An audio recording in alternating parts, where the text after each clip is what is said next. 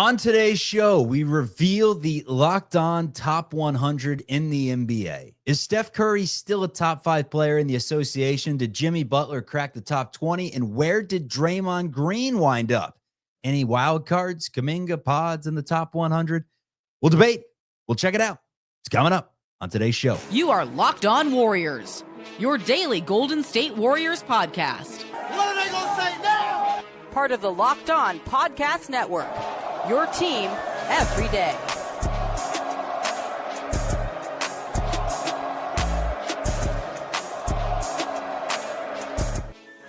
How's it going, everyone? Welcome into this live edition of Locked On Warriors, part of the Locked On Podcast Network, your team every day. Today's episode is brought to you by our sponsor, FanDuel. The NFL season is here. FanDuel's making it easy to kick things off with a can't-miss offer.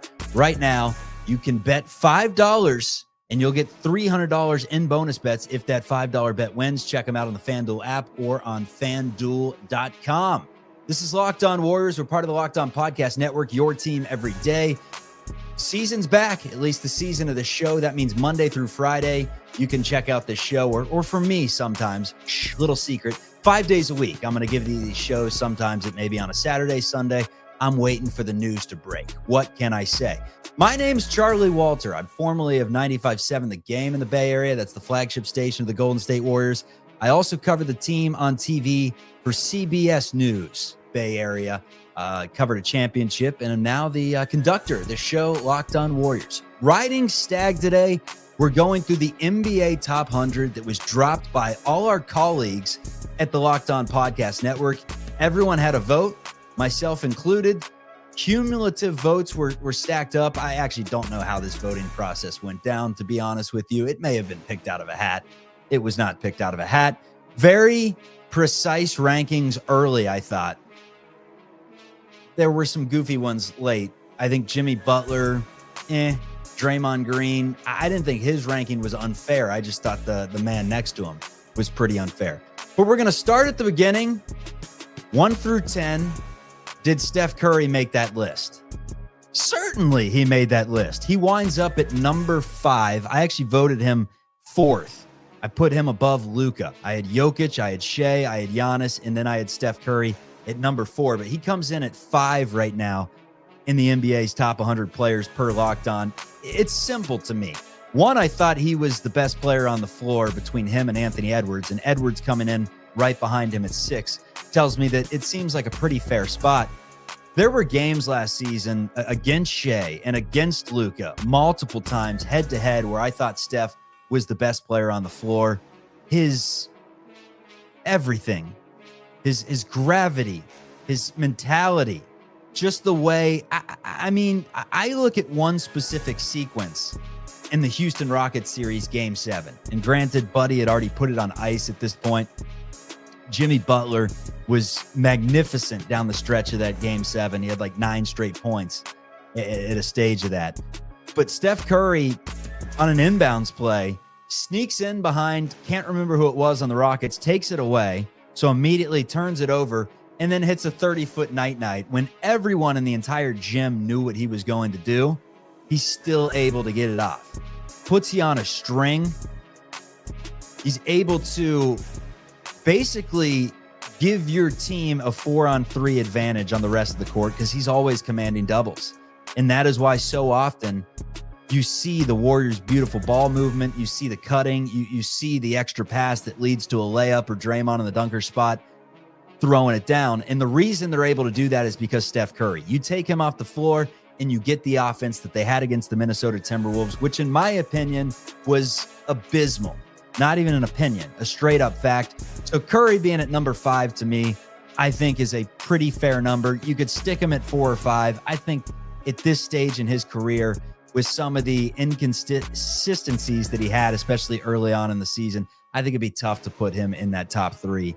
But 7, Victor Wembanyama. This one was a very, very controversial top 10 pick. And why not? I mean, he missed a lot of games last season. We are incorporating injuries into this list. So the fact that, he's 7 and Joel Embiid is basically nowhere to be found until we get to the 50s, that's a tease. I think it's Like, I wonder at the same time, if we're talking entering next season, which we are, top 100 players, Embiid stock clearly going down, Victor Wembanyama's stock clearly going up. But number 7 in front of Jalen Brunson, Donovan Mitchell, and Jason Tatum. To me, that is one that I was kind of head scratching early. I think he's one of the most intriguing players in the league. The guard skills at 7'6" or whatever he is, impeccable. He's going to be one of the best players in this league. But 7 right now, I think that to me is a little bit of a stretch. 11 through 20, no Warriors wound up on this list. Kevin Durant at 11, LeBron James at 12. I find it hard to believe LeBron, who was 6th in MVP voting, does not crack the top 10 over someone like, say, number 8, who was Jalen Brunson. Like, I would switch Jalen Brunson for LeBron, throw him at 8. And then Jason Tatum at 10 with Donovan Mitchell at 9. I think Jason Tatum, you got to throw in Victor Wembanyama's spot at 7. You could throw Mitchell and Brunson 9, 10. Durant, I would even bring up Durant a little bit. But again, this gets into the conversation about winning basketball players, because that's the talk right now in the NBA is who's a winning basketball player, who's not. That's why a lot of people point to Brandon Pajemski and say that's why he gets on the floor, because he's a winning basketball player. And other people say, well, how do you make this assumption? Just because of the plus minuses, just because of the fact that, you know, he doesn't stop the ball, he's able to catch and go. With Kevin Durant, he does everything on the floor that you want him to do. He still defends at a decent level. Like, what is stopping Kevin Durant from being a top 10 player in the NBA? And to me, it's just the fact that he has been on some stacked teams the last few years, and they've not been good. LeBron James at 12, Tyrese Halliburton at 13, Anthony Davis 14, Cade Cunningham 15. He's a riser in my opinion. Then it's Mobley, Kawhi, Devin Booker, Karl Anthony Towns, and Jalen Williams. I'll stop you right there. 1 through 20. We'll get to some of the comments on today's show. If you want to hop in on this live program, leave your thoughts on who the network ranked correctly, who was not ranked great. I want to go back to that list real quick before we get into the next list, because I thought Jalen Williams at number 20 is a bit of a stretch. Awesome player. But I mean, are we talking careers here? Because if you go ahead one more, you got Jaylen Brown. I don't want to give away the whole 20s, but you got Jaylen Brown at 21. And based off what they've done in their entire career, I would take Jaylen Brown in a heartbeat over Jalen Williams, this current second. But again, trajectory plays into this.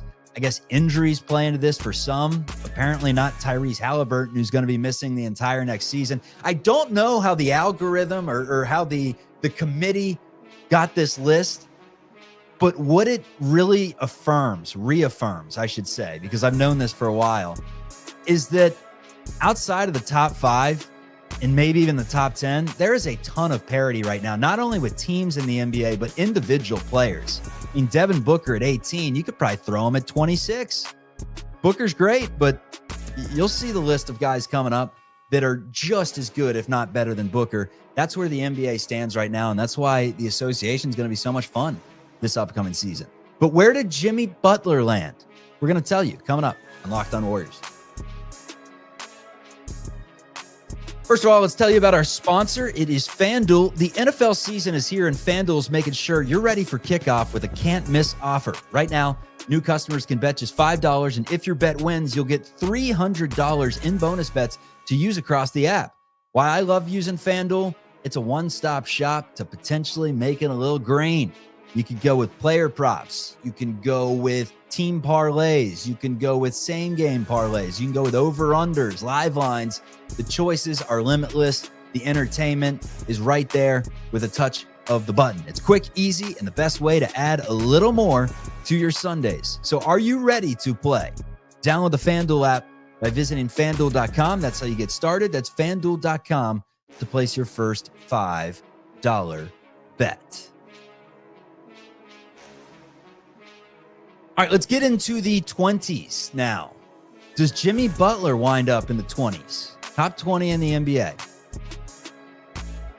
Yes, he does. All the way down at number 29. And there are some head scratchers on this list. Like Ja Morant, if you would have came out with this list 3 years ago, the Warriors title winning season, Ja Morant would have been top 10, top 15.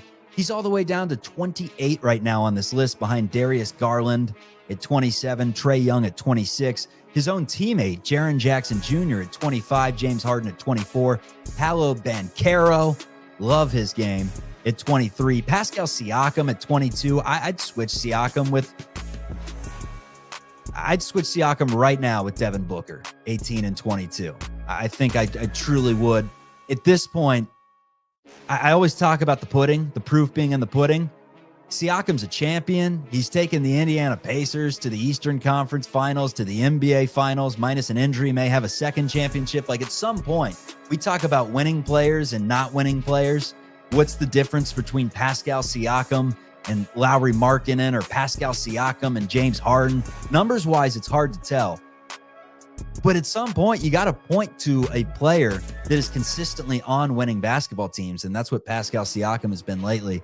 He's rock solid. But Jimmy Butler coming in at 29th with Chet Holmgren right behind him at 30th. Look, there are a lot of great players in the NBA. You can make the argument for Jimmy Butler, in my opinion, that he's still a top 18 player in this league, that he's still every bit as valuable as someone like, let's go to the list before. Devin Booker, every bit as valuable as someone like Towns, every bit as valuable as a player like the rest of the list. We may be stretching things. But look, Jimmy Butler, just going back again, I was in a mood to just go back and watch Game 7, fourth quarter only, Rockets and Warriors. And Jimmy was so damn good down the stretch, doing everything. Defensively, he poked one away, sent it up to Buddy Hield, who laid it up and in. He had a big J. He had an and one. He was just everywhere. And that's kind of the player that he is, even though the stat sheet doesn't reflect it. He's someone that's going to get his hands on balls, deflections. McCronin's counting them.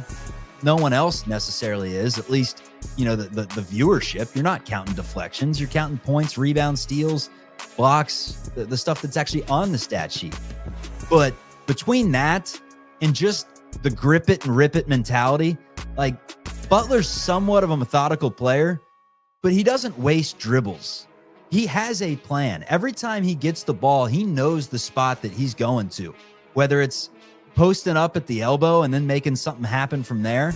He doesn't catch, turn, look, and just pass it up. Like, when the ball is in his hands, offense starts to get generated. Things start to happen. He, basically pumps over to Curry on the left wing. The top 5 player that is Steph gets the defense frantically off balance, because that's what happens when Steph Curry's on the floor. You panic a little bit. And what do you know? There's Draymond Green in the dunker spot. Little bounce pass down low. Draymond lays it up and in. Easiest 2 you're going to get. That's things that Jimmy Butler brings to the table, intangibles that other players on this list may not necessarily bring.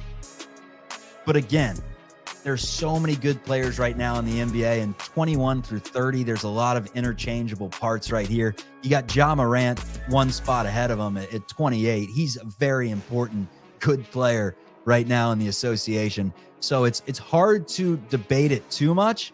However, I'd probably sneak him up there.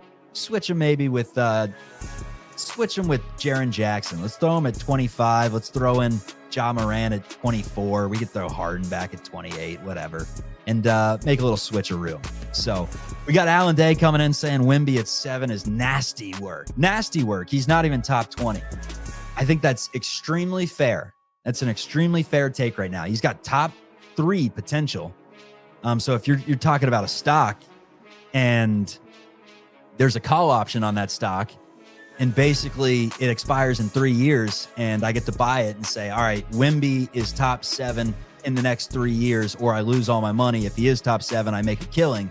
I would take that bet. But yeah, as of right now, I think that's absolutely fair. Alan also coming in saying Jimmy getting top 5 money while not being a top 20 talent is premium Warriors front office travesty. Correct. At the same time, the only way that you were going to get Jimmy Butler was to overpay him. And also at the same time, the only way that Jimmy Butler was going to be extended was bringing him to town and overpaying him. And the only way that the Warriors were getting out of purgatory was overpaying Jimmy Butler, because otherwise Dubs weren't going anywhere last year. So what are you going to do about it? It's kind of the nature that they're in, but you saw what the team was with Jimmy Butler. They were winners. 31 through 40. Let's start with 40. Kyrie Irving being number 40 behind Zubac at 39, to me, is another reason why this list just doesn't really make any sense. It values defenders kind of little. You'll see as we go throughout this list, some of the best defenders in the NBA didn't crack the top 50, and you got Zubac ahead of Kyrie Irving at 39 and Irving at 40. That to me just seems a little ridiculous. And it's not Zubac. He's a great player. You can throw him top 40. I don't care. You just have to throw Kyrie higher than that. Consistently now, this dude's been one of the best point guards in the NBA. Jamal Murray at 34. I could easily make that swap right there. De'Aaron Fox at 33. I can make that swap right there. Sabonis at 32. Different positions, but I could make that swap. That's a little bit disrespectful. But aside from that, Adebayo, 31, Sabonis, 32, Fox at 33, Jamal Murray at 34, Franz Wagner at 35, Şengün at 36, maybe a little low there, Derek White, 37, Maxey, 38, and Zubac and Kyrie Irving coming in at 39 and 40 overall on this list. All right, where did Draymond Green wind up? We're going to get into the final 50 spots coming up on the show today. Did Draymond Green wind up in the top 50? There's 10 spots to reveal before we find that out. It's coming up on Locked On Warriors.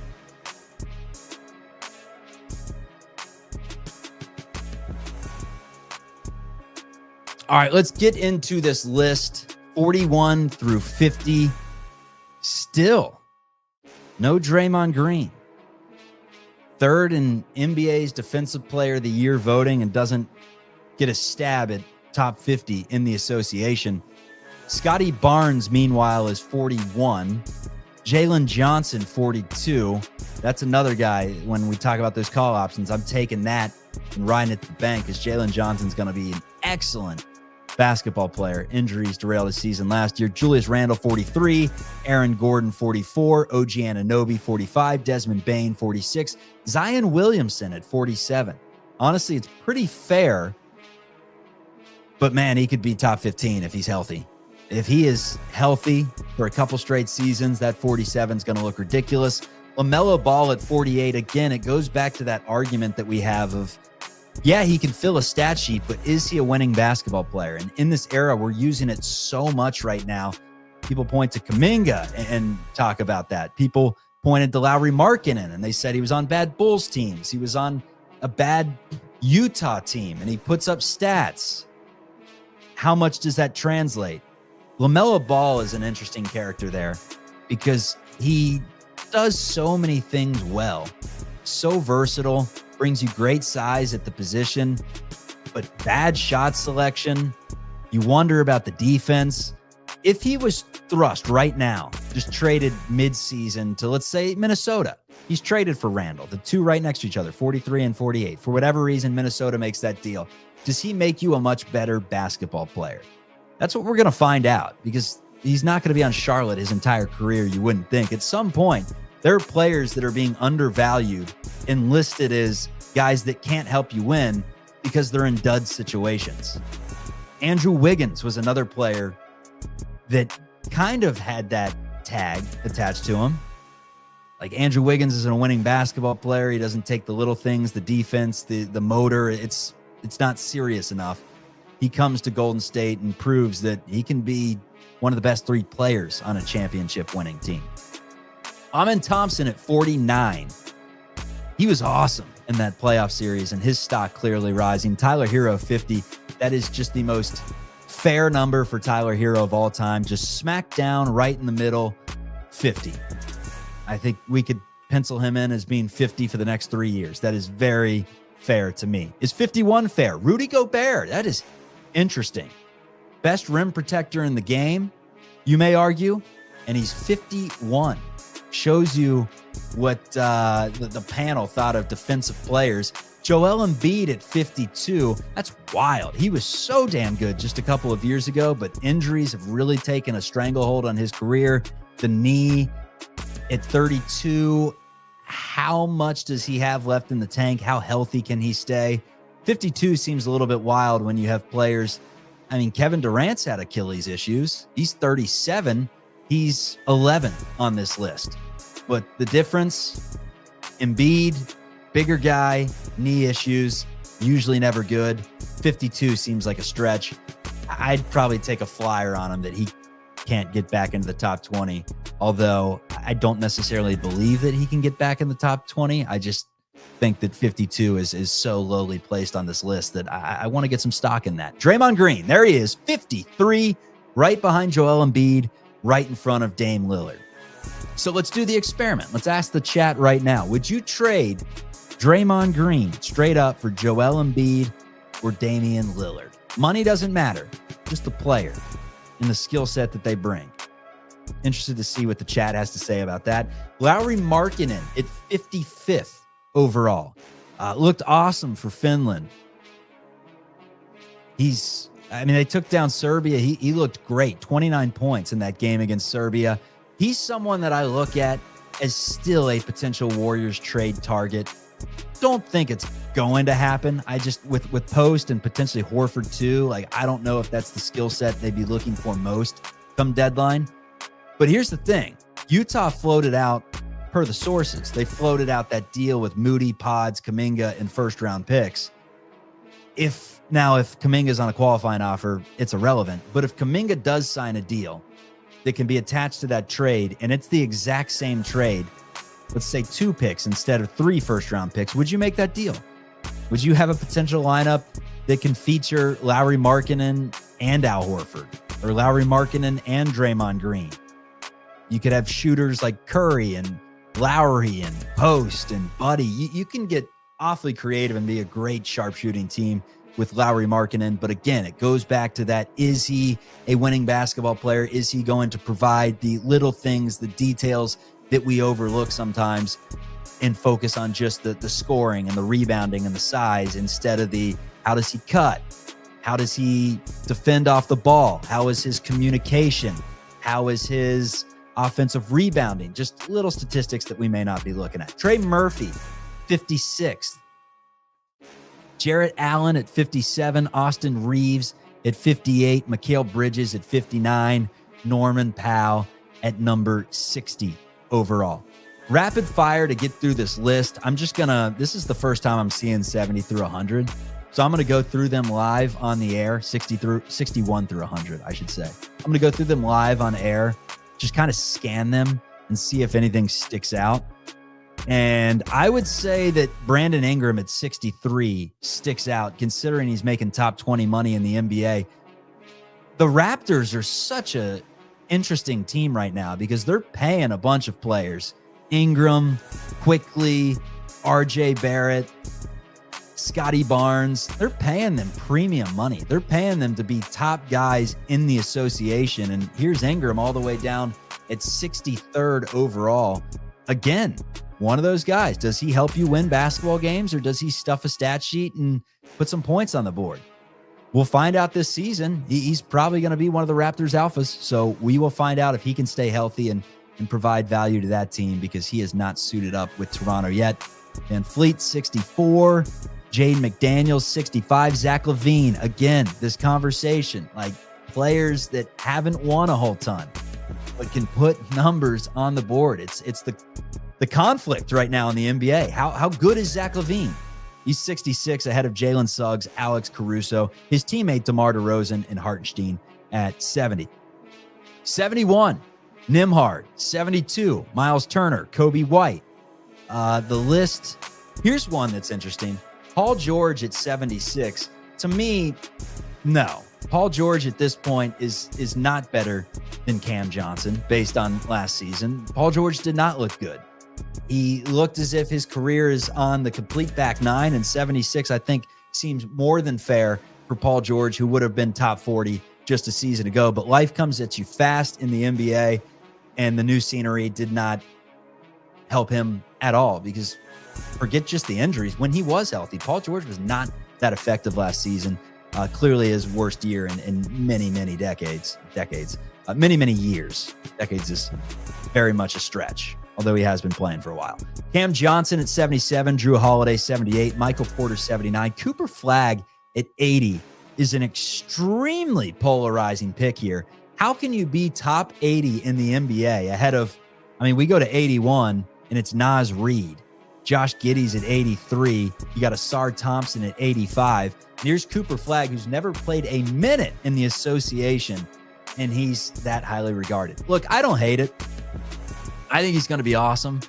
He brings you a little bit of everything. Defensively ready to play in the NBA and shoot it. Played on one of the best collegiate basketball teams I think I've ever seen, despite not winning a national championship. They were awesome a season ago, and he really proved that there aren't a ton of flaws to his game, despite his one flaw right now being we don't know. We've said this before. There aren't many flaws to Anthony Bennett's game. No, there were flaws to Anthony Bennett's game. That was just an interesting draft. But, Andrew Wiggins is not on this top 100 list. He probably hasn't been on many top 100 lists the last few seasons, I wouldn't think. And Andrew Wiggins was a number one pick. Andrew Wiggins was a can't-miss prospect. Andrew Wiggins could do a little bit of everything. No Cooper Flagg, though, in my opinion. Flagg being 80, I think he's going to wind up being 80. That's my take, in the top 80 in his rookie season. But I still think it's a little asinine to put him in there. But again, we got players that are going to be out for the entire next season, and we got them in the top 15. So that's just the list we're living with right now. And then rounding things out, you got Nesmith at 90, Bradley Beal still at 89. I don't know about that one. Emmanuel Quickley at 86. Again, someone that's making $32 million per year and not cracking the top 50. That's why the Raptors are in a tough spot. They just got a bunch of number 3 options that are being overpaid right now. And then rounding things out, Jalen Green at 92. That's some offensive firepower for 92, but the inconsistencies and just the fact of him not taking that much of a consistent step over the last few seasons makes it seem fair to me. But being right above Pirtle and Vucevic, that's tough. RJ Barrett at 95. And then rounding things out, it's McCollum, it's Anthony Simons, and it's Kamara at 98, 99, and 100. All right, let's get to the comments. If you're listening on audio, this is the portion where the subscribers and the community of the Locked On Warriors podcast, they make their thoughts known. First of all, we got Alan saying, dude, you don't know basketball. Thank you, Alan. I watch a lot of it, so I do my best. I watch many Warriors games. Jimmy doesn't have a left hand, he says. Jimmy 29th, I still think that was a fair list. I like Zubac and Kyrie over everyone on that list. So Alan, thank you for your contributions. Kyrie, still, I would say Kyrie, the biggest snub. LeBron, a close second's debatable. Embiid's got to be up there. 54. Give the man a little bit of respect. Come on now. So we will see. We got Raider 2 saying, I'd have Embiid unranked. And that's where the question comes in on the list. Are we talking like the future? If we're talking this year and beyond, sure. I guess we can probably take him off that list. He may never get fully healthy again. His best basketball and his basketball in general, like maybe behind him to some degree. But if we're talking about, Cooper Flagg has never played a game and he's sitting there at 80. It's just it's a hard thing to gauge because Embiid has been a consistent top 20 player for years now in the NBA and had a very injury-riddled season. But let's not forget, just a couple of years ago, Embiid was freaking awesome. Not a chance is what we're getting on that Draymond Green trade. I said, would you trade Draymond Green for Embiid, who is one spot ahead of him, or Dame Lillard, who is one spot below him? My answer is no. I'm not trading someone who's been relatively healthy the last few seasons, minus a suspension, for players that literally have not been on the floor. And the player like Dame Lillard, who I don't know how he would, I think it'd be fun to watch, but overall, I don't know how he would fit in with Steph in this current iteration that we're seeing with the Warriors. But he says, not a chance. Both Lillard nor current version Embiid could anchor a top 10 defense. That's the thing. Basketball is more than just 25 points a night on a stat sheet, right? You got to check off a lot of boxes. You got to have players that can do things well off the ball and don't need the basketball in their hands to make things happen. And again, I go back to Toronto. That's why I don't think they're going to be good this upcoming season. Individually, in a vacuum, Toronto has some awesome players. But RJ Barrett and some of the other ball stoppers that they have on their team, per se, like, I don't think that's going to be poetry in motion when it comes to offense. It's going to be some bad shots. It's going to be a team that's probably not a good three-point shooting squad. And then the defense is going to be questionable, which you need. Bridges and Ingram make more than Draymond. No way. That's a comment that we have. Draymond is dead legs coming in from Allen. What did Poole call him? An expensive backpack. Here's the thing that I will say about Draymond Green. He's not going to help you win games by himself. Obviously, we can point to multiple seasons, specifically when Curry and Klay Thompson are out. I mean, Draymond Green's not helping you win many basketball games. And then in the playoffs, on the floor with Jimmy Butler and Jonathan Kuminga, like, he's not helping you win that basketball game necessarily. But you'll lose a lot of games without him on the floor. He does things that you need to kind of, like I said with Herb Jones, like, and that's why I thought the Warriors could potentially get involved in those sweepstakes, because the Pelicans don't seem ready to contend. And a player like Herb Jones' skill set is so much more enticing for a team that's right there. It's right on the cusp. You add in a player like Herb Jones, all of a sudden you're awesome. That's what Draymond is. And that's why his value to me is really a championship contending team, or a team that really wants a voice and that wants someone that's going to instill a culture. I mean, you can debate that considering the fact that he punched his teammate in the face, but minus that, like, that's what Draymond Green does. And there are so many players on this list that you can ask to go get a bucket, that you can ask to give you 25 and potentially keep you in a game, win you a game. Draymond Green's not going to necessarily do that, but complimentary wise, I think 50s is right around what he should be, because defense, especially when you have the best in the NBA, which the Warriors did for a large portion of the second half of the season, that can't be overlooked. And that is a wrap on this.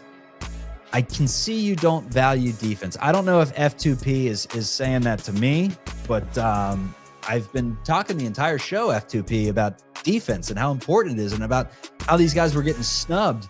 They're really good defenders for players that, you know, just put up 27 or whatever it may be. LaMelo Ball. Like, I want Draymond. Don't give me LaMelo. Come on now. Anyways, this is Locked On Warriors. It's part of the Locked On Podcast Network. Appreciate this special edition live show of us revealing the NBA Top 100. Hop in the comments. Let me know what you think. Jimmy Butler, 29. Fair or foul? Steph Curry, top 5. Still? And Draymond Green in the 50s. Would you have put him top 50? Or is that fair as well? See ya.